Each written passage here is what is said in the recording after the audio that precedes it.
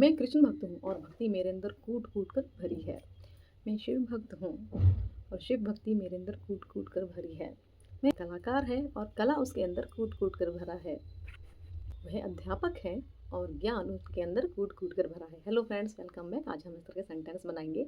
It means कुछ कूट कूट कर भरा है। इस तरह के सेंटेंस बनाने के लिए हम वर्ड यूज़ करेंगे ओवरफ्लोइंग विद प्लस नाउन या क्वालिटी। क्वालिटी कुछ भी हो सकती है, देशभक्ति हो सकती है, प्यार हो सकता है और गुस्सा भी हो सकता है।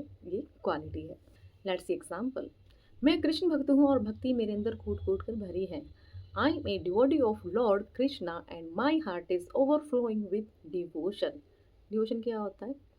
भक्ति भगवान के लिए। वह कलाकार है और कला उसके अंदर कूट कूट कर भरी है। She is an artist and creativity is overflowing with in her. वह अध्यापक है और ज्ञान उसके अंदर कूट कूट कर भरा है। He is a teacher and knowledge is overflowing with him. वह नेता है और आत्मविश्वास उसके अंदर कूट कूट कर भरा है। He is a leader and confidence is overflowing with him. वह कवि है और भावनाएं उसके अंदर कूट कूट कर भरी हैं।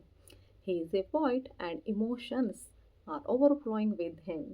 मैं शिव भक्त हूँ और शिव भक्ति मेरे रोम रोम में बसी हुई है। I am devotee of Lord Shiva and Shiva's devotion runs through every vein of mine.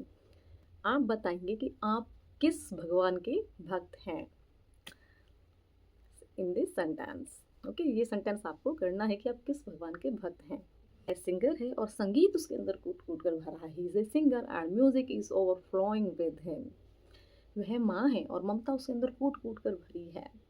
She is a mother and her heart is overflowing with affection. वह रचनात्मकता से कूट कूट कर भरा है। He is overflowing with creativity. Creativity होता है रचनात्मक। उसके अंदर ऊर्जा कूट कूट कर भरी हुई है। She is overflowing with energy. Energy means ऊर्जा। उसके अंदर प्रतिभा कूट कूट कर भरी है। He is overflowing with talent. Today's word is curb. There is silent R. Okay, so curb means to control, restrict, limit और स्टॉप समथिंग हार्मफुल और अनवांटेड। जब किसी चीज को रोका, नियंत्रित या कम किया जाए।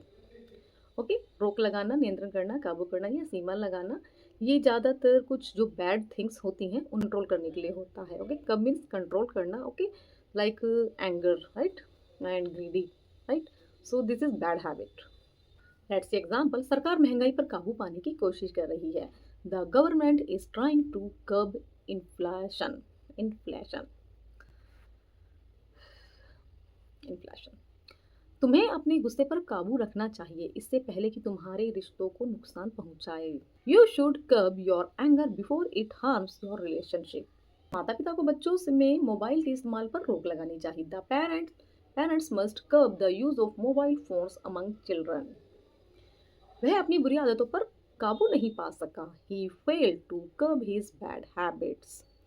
बड़े शहरों में प्रदूषण को कम करने के लिए प्रयास किए जा रहे हैं। Efforts are being made to curb pollution in big cities.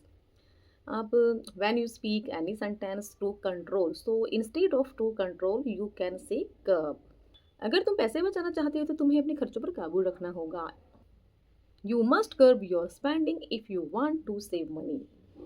शिक्षक ने कक्षा में शोर को कम करने की कोशिश की। अब इसका सेंटेंस आप बताएंगे कमेंट में। I hope you like my video. If you like my video please give 1 comment and 1 like. If you have any suggestion, if you have any question you can write in comment box. Okay, so and today's 2 sentence you have to write in comment box. Okay, this is your homework.